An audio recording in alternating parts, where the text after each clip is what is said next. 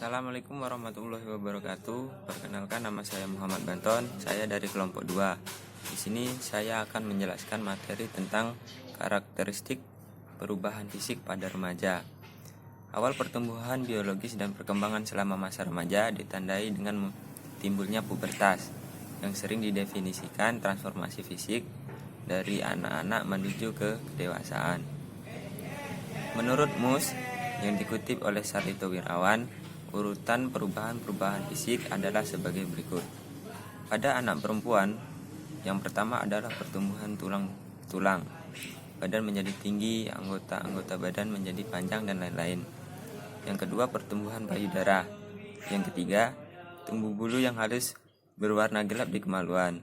Yang keempat, mencapai pertumbuhan ketinggian badan yang maksimum setiap tahunnya.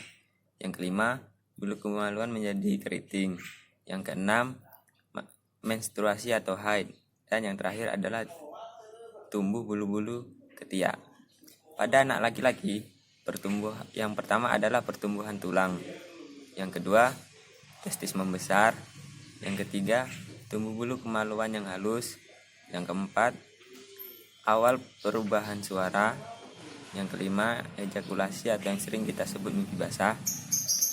Yang keenam, bulu kemaluan menjadi keriting. Yang ketujuh, pertumbuhan tinggi badan mencapai tinggi maksimum setiap tahunnya. Yang kedelapan, tumbuh rambut halus di wajah atau yang kita sebut kumis, janggut. Yang kesembilan, timbul bulu ketiak. Yang kesepuluh, akhir perubahan suara. Yang kesebelas, rambut di wajah bertambah tebal dan gelap. Dan yang terakhir adalah tumbuh bulu di bagian dada. Sekian dari saya, terima kasih. Wassalamualaikum warahmatullahi wabarakatuh. Assalamualaikum warahmatullahi wabarakatuh. Perkenalkan, nama saya Putri Amalia dari kelompok 2. Di sini saya akan mempresentasikan tentang perubahan fisik yang penting pada masa remaja.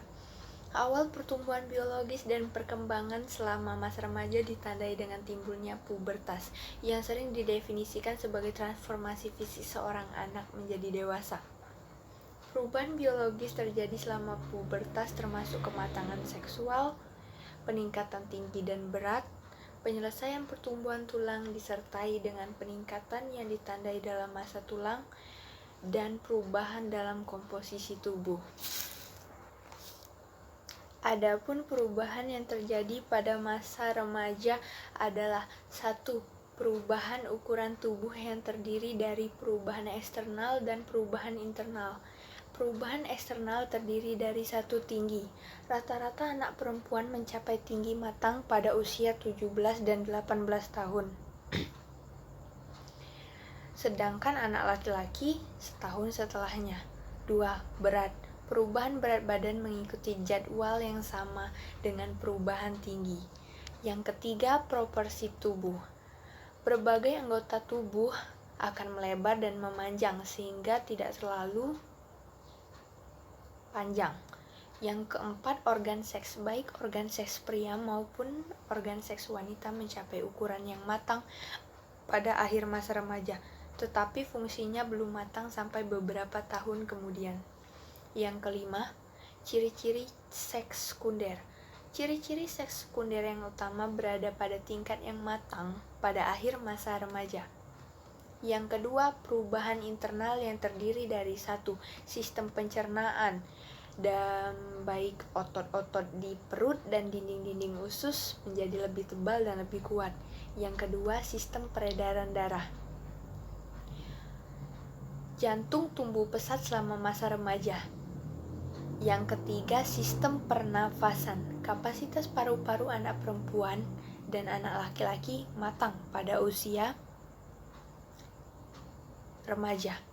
Yang keempat, sistem endokrin.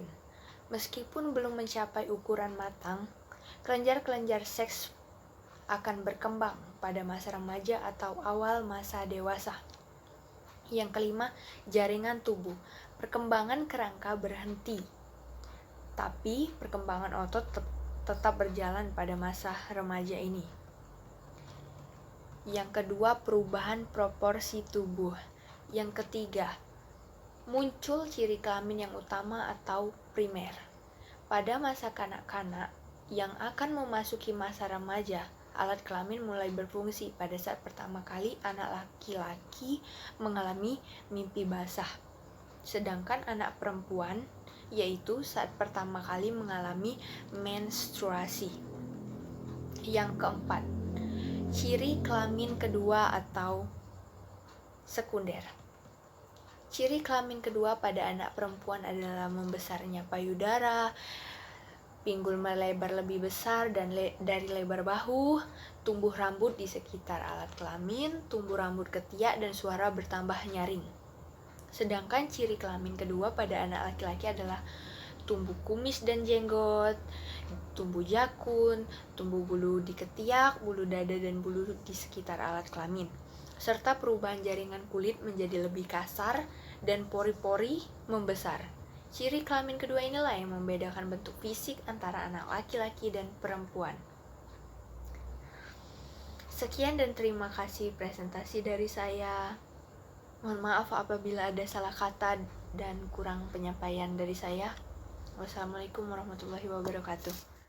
Assalamualaikum warahmatullahi wabarakatuh. Perkenalkan, saya Kurnia Sriwidari dari kelompok 2 ingin menyampaikan materi saya tentang problem perubahan organ seksual. Perubahan fisik juga dapat dilihat dari perubahan kejiwaan secara emosi. Remaja lebih sensitif seperti mudah menangis, cemas, frustasi, dan tertawa. Kemudian secara inteligensia, remaja mampu berpikir abstrak dan senang memberikan kritik.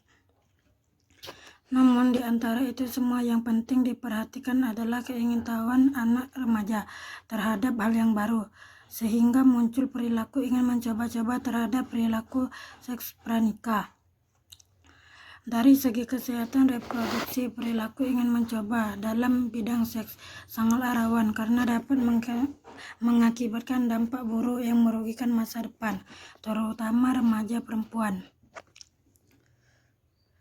Terancam kehamilan yang tidak diinginkan, resiko tertular penyakit seksual, pengguguran kandungan yang tidak aman, infeksi organ reproduksi, anemia, kemandulan, dan kematian karena pendarahan.